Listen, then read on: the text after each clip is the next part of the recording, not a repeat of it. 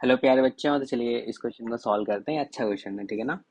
यहाँ पे देखो क्या दे रखा है, 2 to the power sec square x और साथ में इंटू दे रखा है square root of 10 square y minus 10 y plus 1/2 less than equals to 1।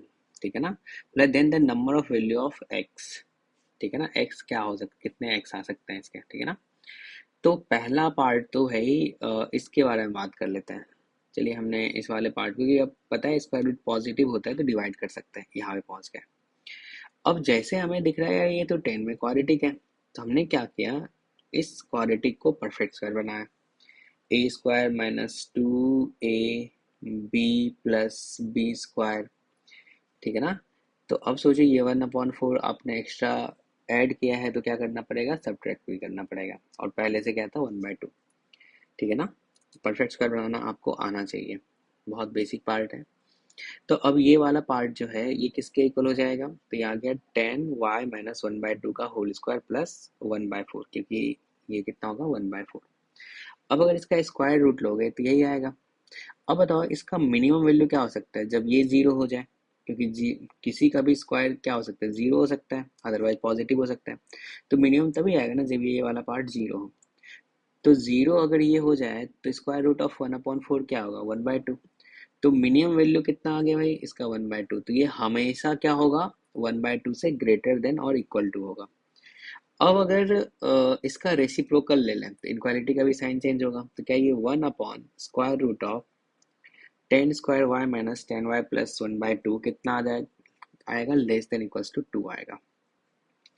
तो मतलब इस वाले पार्ट के बारे में बताया आपने जो भाई ये क्या है, लेस देन इक्वल्स टू 2 है।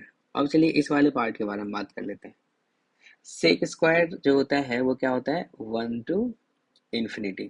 तो 2 to the power sec square x क्या हो जाएगा, 2 to infinity, क्योंकि क्या करोगे, 2 के पावर में इसको रख दोगे। ठीक है ना। तो अब बताओ, एक बोल रहा है भाई ये 2 से छोटा होना चाहिए और एक बोल रहा है 2 से बड़ा होना चाहिए। तो यानी कि सिर्फ क्या हो सकता है, इक्वालिटी वाला ही कंडीशन हो सकता है। तो मतलब दोनों को इक्वल हो सकता है जब दोनों का वैल्यू 2 हो। ठीक है ना, समझ पा रहे हो। क्योंकि ये वाला बोला भाई 2 या 2 से छोटा है और ये वाला बोल रहा है 2 या 2 से बड़ा।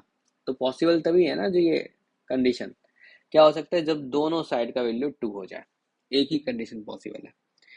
तो अब सोचो, हमने बोल दिया भाई इसका वैल्यू 2 हो, बस यही चाहिए, एक्स का वैल्यू बताना है आपको।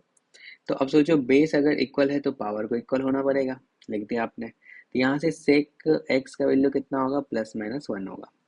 तो यानी कि इसका जो सॉल्यूशन होता है वो क्या होता है, x=n पाई होता है। और अपने को x गिवन है जो कहाँ से कहाँ होना चाहिए, 0 से 2 पाई। तो 0 से 2 पाई में n पाई क्या हो सकता है, 0 हो सकता है, पाई हो सकता है, 2 पाई हो सकता है। तो नंबर ऑफ सॉल्यूशन कितना आ जाएगा, 3 आ जाएगा। अच्छा क्वेश्चन है। तो इस क्वेश्चन का जो करेक्ट आंसर है वो क्या होगा, थर्ड ऑप्शन होगा।